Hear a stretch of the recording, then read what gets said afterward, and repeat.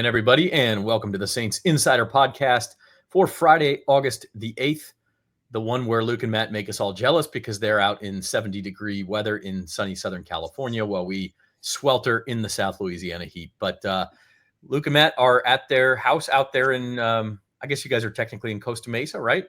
Near Irvine, and where the Saints started their California practices yesterday, late afternoon California time, evening for us, and they'll have another session tonight. Yep. Weather's great, guys. Went for a 3.5 mile run yesterday, and I think it took me like 2.5 miles in to start sweating, which is like about 2.5 miles later than it usually takes for me to start sweating in Louisiana. So I'll try not to rub it in too much, but it is pretty great out here. I have a car that doesn't have a working AC, and you just out there, you could probably get away with it. Here, I just never drive it until I'm going to get the AC fixed. So this morning I said, you know what, I'm going to drive it. And it's been so long, the batteries died. So that's how things are going out here. But yeah, anyway, let's do some takeaways from the Thursday evening practice.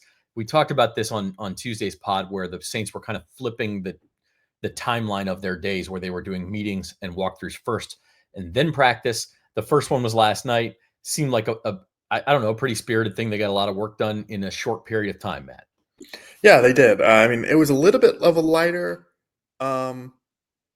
workout. You know, they were only out there for less than 90 minutes, just under. But, you know, what we've seen Kellen Moore do is he has, when the one quarterback is going on the one field, he'll have the other one go on the other. And so it's kind of like a double drill, and you can be more efficient that way. We saw both quarterbacks with the ones. Tyler Shough got most of the reps with the ones yesterday, but with Spencer Rattler, he got his opportunity at the end. And I thought Rattler looked, again, like the better quarterback, but I thought Shough made a little bit of strides too. Yeah, go ahead, Luke.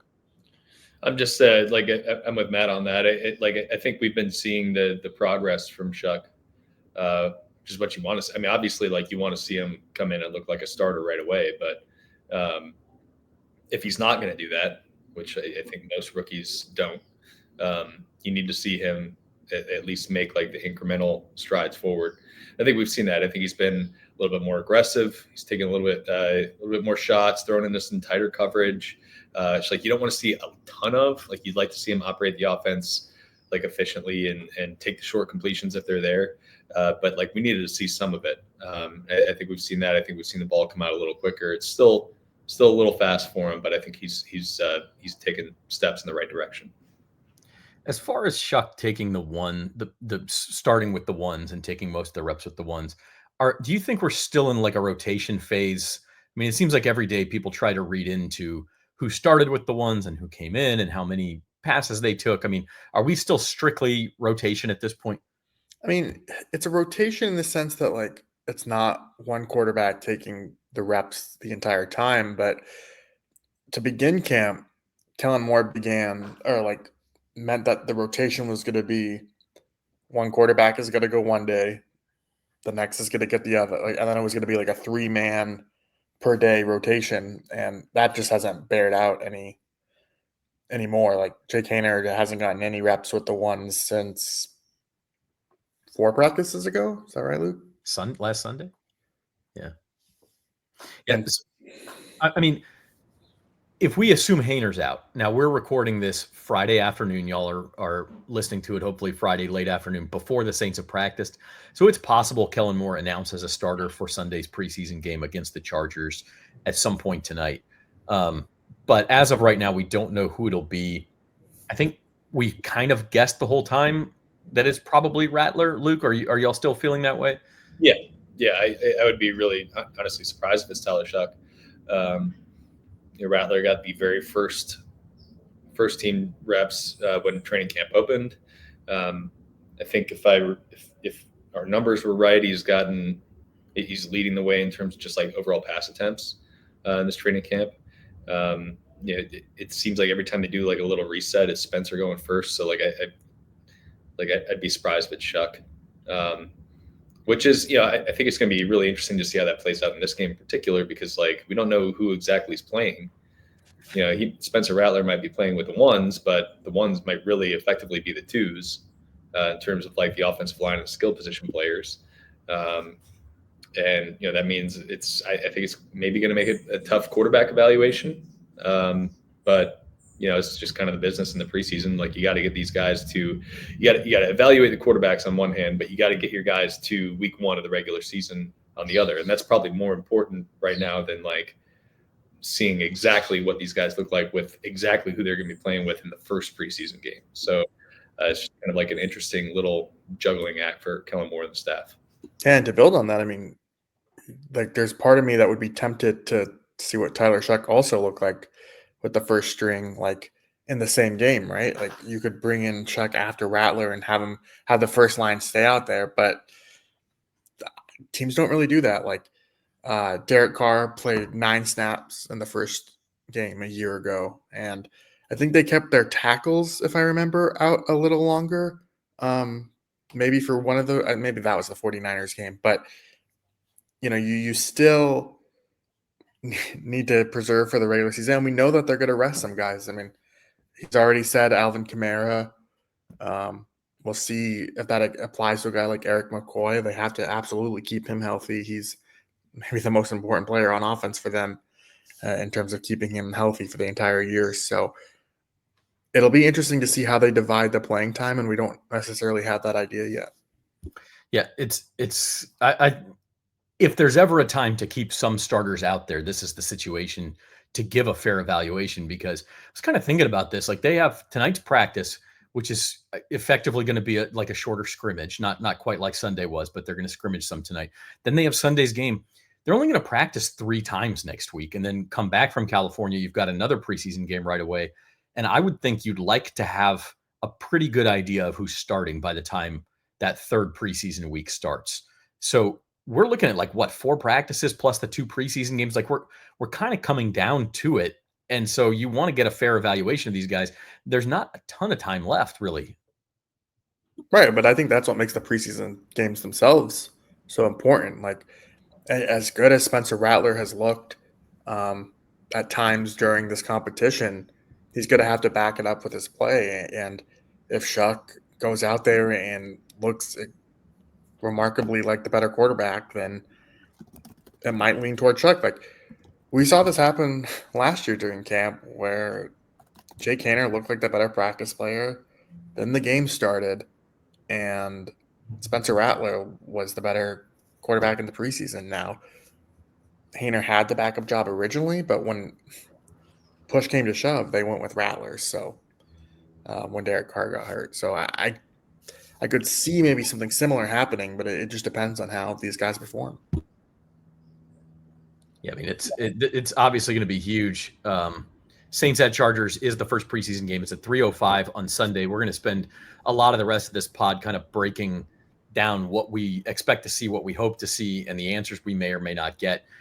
First, want to let you know that this Saints Insider podcast is brought to you by Bank Plus.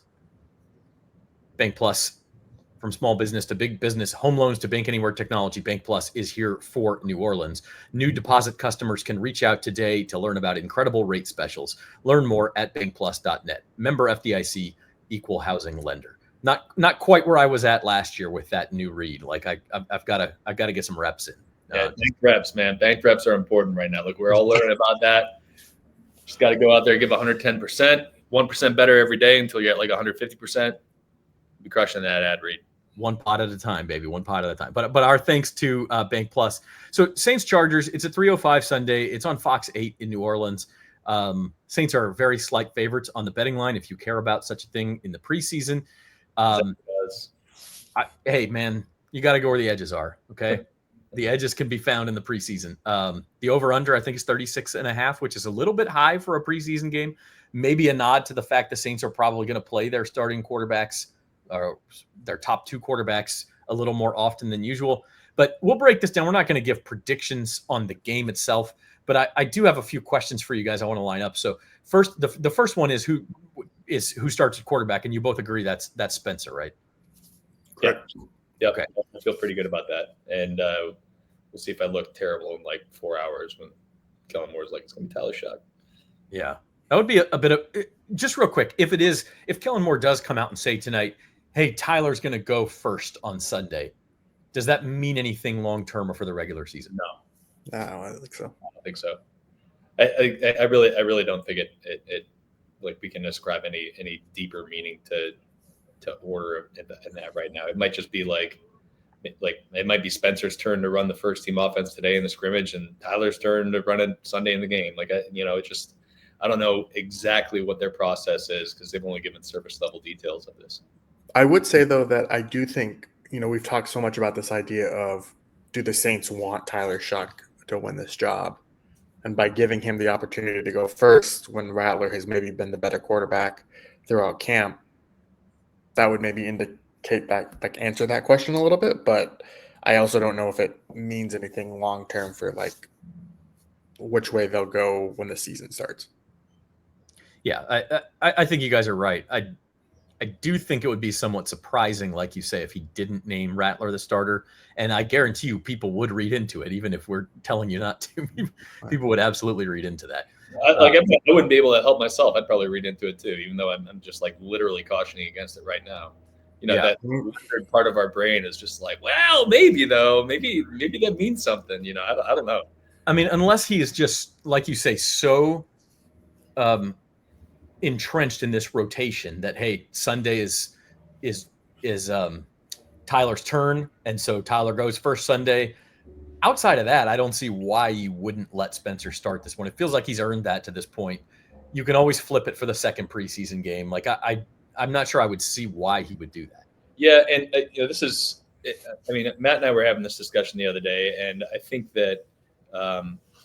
This means more for the regular season, obviously, than the preseason games. But Kellen Moore's placed such an emphasis on building like team camaraderie and bonding and all this trust. And I think it would kind of dissolve some of that if it's kind of clear to everyone who's watching, whether they're somewhat uninformed observers like ourselves, we don't have the full process of their decision, into the players themselves, that like Spencer Rattler's been the better quarterback so far, and they end up giving the job to Tyler because they ultimately wanted him to win it. I think that'd be a tough sell, especially for like the veteran guys who want to win. So I think you could even carry that a little bit into the preseason where, I think pretty clearly Spencer Rattler's earned the opportunity to start, even if it's not like a meaningful game, get the first crack at it. So I don't know, maybe that's like half baked, but that's kind of the way I'm thinking about it. Like, I think there's gotta, it's gotta be credible with the team as well. Yeah. All right. In this preseason game on offense, outside of the quarterbacks, what are we looking for? My first question for you here, my first prediction is which running back starts and or gets the most carries? Yeah, I'm gonna let Matt take that. Matt's working on a play to watch thing. So I would imagine Kendre Miller is the first up. I don't feel great about that, but it seems like this week, at least in team drills, he's been the second guy in the order, or at least when they go to teamwork. But I don't know, man. Like I could see like a pretty even split between all these guys. Running back for me is easily, I even think is actually maybe more interesting than the quarterback competition at this point, just because of how many guys they have there and how many have had kind of their moments. Like I did a 53-man roster projection and I had Kendre off the other day, but he's shrunk some good practices of late together, I think. But the thing for him is consistency, and so I think this game will be big toward that. A guy like Velus Jones, I'm really interested in. He's had a pretty strong camp. He's very fast. He said the other day that he was the fastest player on the roster, and I don't know. They just I don't know. Yeah, by the way, I want to see him and Sheed go like toe to toe. Right, and like I just I think like these are the games that matter. Like for locking down spots. Even a guy like Marcus Jones, I'm interested in. And so, like, I just think running back is clearly like the most interesting position battle even though we care so much about the quarterback and that matters more for the Saints in the long term. But in terms of just like the minutia, I guess the backup running back spots are one to watch for me.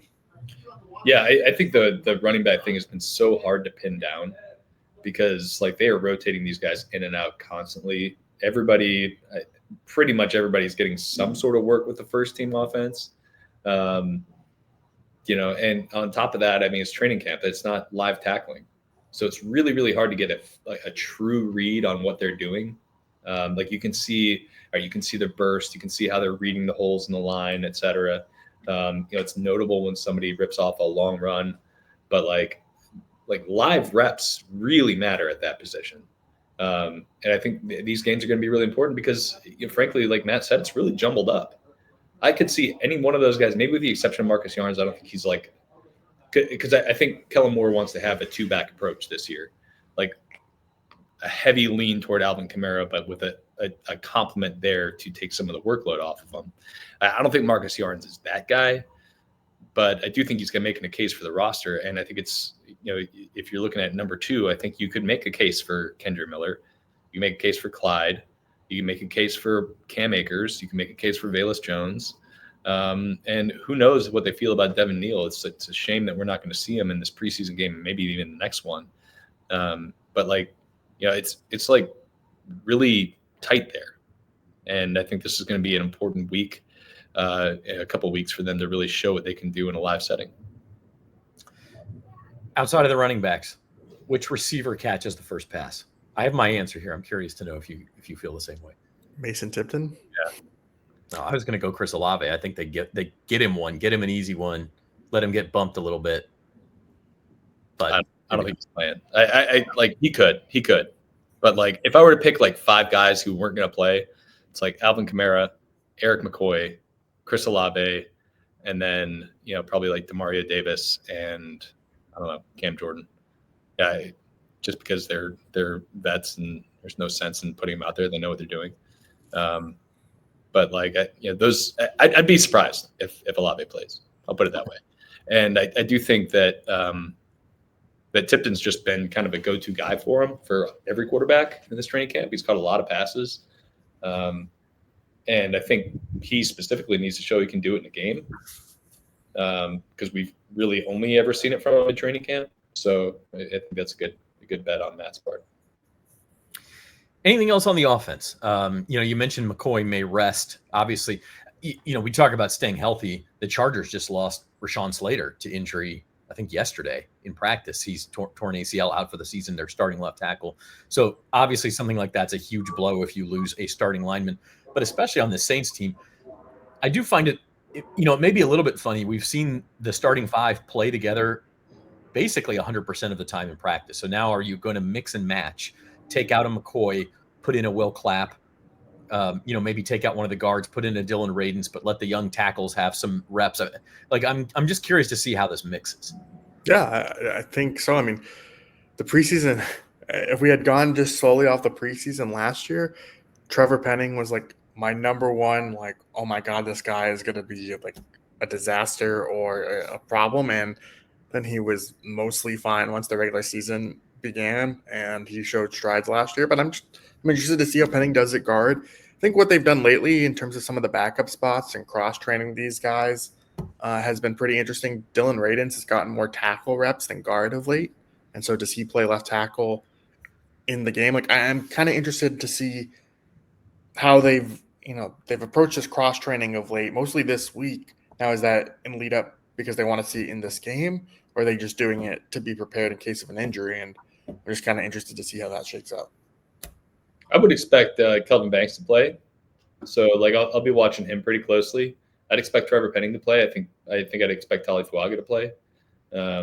Again, this is all just guessing on my part. Like maybe none of them play, but I think we've kind of traditionally seen rookies get opportunities to play like rookie offensive linemen because those reps are really important.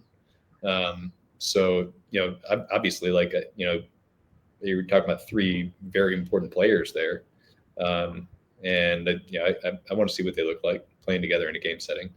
And I'm with Matt too. I'd be really curious to see if Radins especially plays tackle. because I think that was kind of a weak spot for him even in some of these training camp practices before he shifted over there. So I'm curious if that's really just like a cross-training thing, if that's, they're just seeing if he can play it just in case, or if they are like, we need to have a swing tackle and Landon Young isn't cutting it.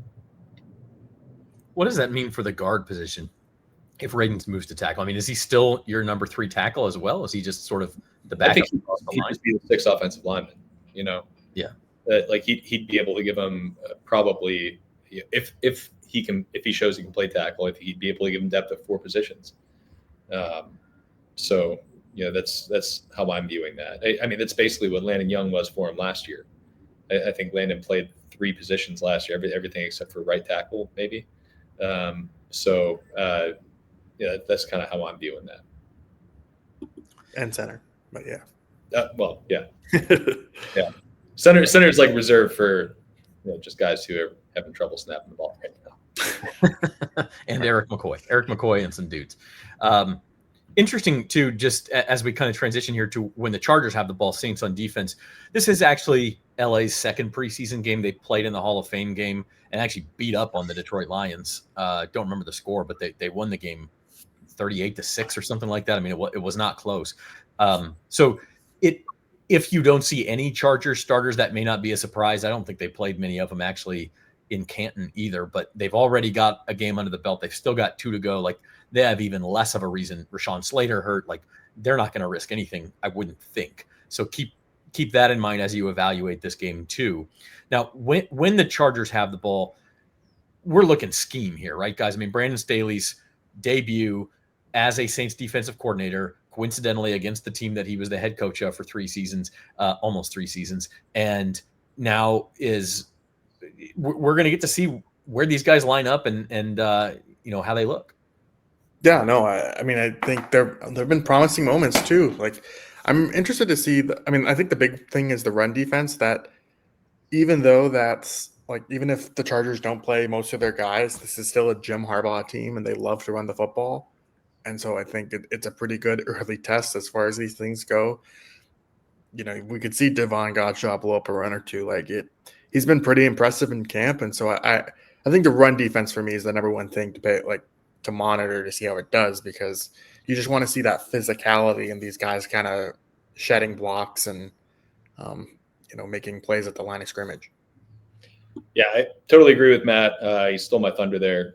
I mean, this is like Jim Harbaugh teams. I don't care if it's preseason or what. They want to be physical, like point of attack, run the football teams, and that's obviously something the Saints just deeply struggled with last year. And it's looked really good in training camp. But maybe it just looks good because they're going up against the Saints team that's still figuring out this new run scheme that Kellen Moore is incorporating this year. You just don't. You never know until you see it against a team wearing a different color uniform. So I'm really looking forward to seeing how that run defense looks in this scheme against a team that wants to run the ball, even if it's not playing its starters. Like, you want to see it that success carry over from the practice field to the game field. I'm also going to be paying close attention to the secondary. And again, we don't know exactly who's going to play, but I can bet Quincy Riley is going to play. I can bet Ike Adams going to play. We'll see about Kool-Aid McKinstry and Alontae Taylor, Justin Reed, Julian Blackman, those kind of guys. But I think those guys have been playing pretty well. I think this scheme fits what they want to do. And for all the hand-wringing we had in the lead up to the season about their depth at that position, and the proven talent they have at that position, I think maybe the scheme sort of lessens some of that need to have high-end talent there, because I think we've seen them play really well. But again, that's going up against the Saints offense that, while they have 2 kind of premier playmakers in Chris Olave and Rashid Shaheed on the outside, they're operating with a rookie quarterback. Maybe they're not getting tested in the ways that would really expose some of the weaknesses. So I'm looking forward to seeing that against LA, even if it's Hendon Hooker and Taylor Heineke, or not Hendon Hooker, Taylor Heineke and Trey Lance, and then they also have DJ, the Florida State. DJU, yeah, who I can't believe he's actually got an NFL job for now, but yeah, no need to crap on the guy. I'm not trying to be mean, but I mean, we all saw him play college football. But to that point, I think if you I don't know. If you're looking for reasons for preseason optimism, and no one has high expectations for this Saints team, but every preseason comes with kind of a dose of, well, what if this works out and this works out? And for the Saints, to me, it's the defense, because I think you're kind of seeing some playmakers emerge at every level of this new defense. And if the Chargers are going to throw out Trey Lance, who, despite being the number 3 pick, has bounced around the league. I think he started one career game, and DJ Ugalele and Taylor Heineke. Like, you want to see them, if they're going to play some starters out there, you want to see them kind of control this game while they're in the game. If otherwise, that optimism, that balloon kind of gets deflated a little bit. And then, the other thing, like you guys say, the running game. Chargers, I looked it up, that game was 34-7, the Hall of Fame game. They ran the ball 35 times, 144 yards, not like a great yards per carry, but yes, the Chargers are going to run the ball, particularly if they get out to a lead. And so I'm curious to see the Saints, even if once you get into the depth portion of the game, like how well does this scheme and how well do the guys they have in there? Because we've talked about it, like Colin Saunders might be a backup now. And that's depth. And so if he's in the game, like, are they able to stop the run a little bit better than they did last year? Yeah. And look, on top of that, we're gonna see what players like Danny Stutzman and Jonas Anker can do against a run. I mean, those are guys who like when they were looking at this draft, they're drafting players up the spine of their defense, because of this specific reason. Those guys were like superior run defenders in college football. Look forward to seeing what they can do on a live field, especially Stutzman, because they can't tackle in practice, but you're just like constantly seeing Stutzman like flow to the ball very, very fast, and just like touch a guy and run off. So I want to see that live. I think that's going to be fun. All right, finally, we will touch on special teams, which can be kind of exciting. Last year we were talking about the kicking competition. By the way, Blake Grupe's just ended that thing. I mean, that's like fatality, man. It's over. He's really impressive, man. Yeah, I think he's missed one kick throughout the entire. He's in the rain. Yeah, he's and like we were out there watching him yesterday, and like they've got basically high school uprights out here on this field. They're really short posts, and like everything, like normally with those short uprights, you're like, did it go in? But like every time the officials are just like. Yeah, it's just like right down the middle every time. It's really remarkable how consistent he is. Obviously, it's just training camp. Like, he had a very good year last year. Like, we're gonna have to see the progress continue during the regular season. But like, there's absolutely nothing you can take away from Blake Grupe's training camp where you're like, he's not a guy. Like, he's really good.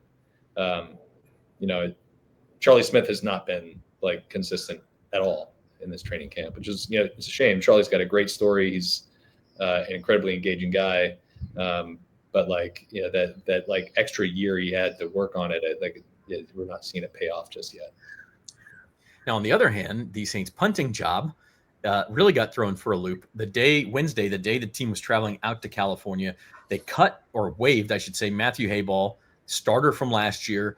And even though they've been bringing in these guys to compete with him, was still listed number 1 on the depth chart they released Tuesday. So it's kind of a surprise to see him. He's just exited stage left. So Hayball's out. The punting competition now down to James Burnip, who's been with the team since the springtime, and then Kai Kroger, who they brought in last week. So this is one where I guess they just alternate, and we're going to see what they can do. Yeah, I mean, both guys have got their opportunity. I asked Kellen Moore about why they decided to move off with Hayball, prior to even coming out here, and he said that they just wanted to see more from the other guys, and that 3 men. I've been doing this. I think this is my 9th season. I've never seen a 3-man punting competition, and so I've seen a 2-man, and 2-man makes sense. So, Burnip and Kroger are going to compete. I can't really tell you which one is ahead right now because I think both look fine. They both kind of have relatively even hang times, and they don't seem to have like obvious touchbacks or misguided kicks. Like, they look like punters. It's hard to tell what they're looking for from that spot right now. Would it surprise you, Matt, if their week 1 punter is not on the roster right now? No. Yeah, I think so. I mean, another team cuts somebody, you're saying, and they pick him up. I think they're going to be watching these other preseason games very close. a lot of teams carry 4 specialists, right? 2 punters, 2 kickers in camp, and like teams often use these preseason games as ways to, kind of sift through the specialist tiers across the league and be like, okay, well, we like what this guy's doing. There's no way he's beating out, say, Harrison Butker, right? And you're just like, okay, well, that guy's going to be available. Like, can we pick him up after waivers when the team cuts him because we don't feel confident in our kicker? Like, I think these punters really, really have to show something in this camp to avoid them having their initial 53 and having no punters on the roster because they're scouring other teams' guys. So I haven't seen nothing that I've seen so far in training camp makes me think like, oh yeah, they found their guy there. Then again, like I didn't feel that way when Lou Headley won the job, and they might just have something specific that they're looking for with this job. We'll just see it play out over training camp. What about the return game? Who you guys think gets some chances there? That's fascinating to me. Like Rashid Shaheed is one of the best return guys in the NFL. Like, does the staff really want to use him like that, considering the injury from last year? Not in the preseason. Definitely not. I mean, maybe I don't know. Teams do kind of funky stuff with special teams in preseason. I think there's a lot of guys though that have been like rotating in and out of those return jobs. We've seen like Donovan Peoples-Jones do some. We've seen Dante Pettis do a lot of it. I think Dante Pettis said that might be his route on the team. We haven't seen a ton of like kick return stuff, but like Bayless Jones has been pretty good at that in his past, and that might be an avenue for him to add value to claim that number 3 running back spot. I just think there's a lot of different ways this can go. I'm curious if Jaden Price is going to get any opportunities to return. We saw him catching punts the other day. He's somebody who I just was not even remotely on my radar when they added him to the camp roster, I think right before training camp. But he's popped a couple times recently on special teams. I think I'm interested in seeing his role there, whether he gets a chance to return, whether he's working as a gunner or something like that. Like he's got a little bit of juice. Yeah, he's frisky. Even in the secondary, I kind of like how he is as an actual corner. The other return guy you didn't not mention, Luke, but he did it last year in a game, was Kendre Miller. That's right. Yeah, he could be a kick returner for them. I think it's actually maybe a good thing that they're trying him there because he needs to show this versatility to make this roster. And if you can play special teams, that goes a long way. And if he can add value there and if he can stay healthy there, it'll be big for him. And I just think that's another way to maybe make an impact. And I'm like, I bet he takes kick returns in this upcoming game. All right. Well, that's certainly something to watch too. The Saints actually play a real football game on Sunday, even though it doesn't count in the standings. But yeah, air quotes, real football game. But we will have a post-game show for you nonetheless. Actually, enjoy these preseason post-game shows. We'll have Jeff Duncan, and I don't know if Rob Walker's technically off of vacation yet, but we might coax him out and to give his takes too. Rod just does it with a party in the background. I thought. Yeah. Rod was posting concert clips at 6:45 a.m. the other day. I don't know if you're getting him out of that. We'll see. He's got a couple days to recover. Get him in the cold tub, and we'll see what happens. But we'll have some takes based on what the quarterbacks do and everything else. Again, that preseason game, 3:05 p.m. New Orleans time on Sunday. It's on Fox 8. Saints very slight favorites. These guys will be there, and we'll see if we can talk to them from SoFi Stadium as well. Until then, subscribe to the Saints at NOLA.com YouTube channel. Saints Insider podcast can be found there, as well as practice highlights, other videos. And we're going to keep rolling along. We'll be back with a full podcast next week. But don't forget, post-game show on Sunday. Check out our sponsor, Bank Plus, at bankplus.net. For Matthew Paris and Luke Johnson, I'm Zach Ewing. Thanks for watching the Saints Insider.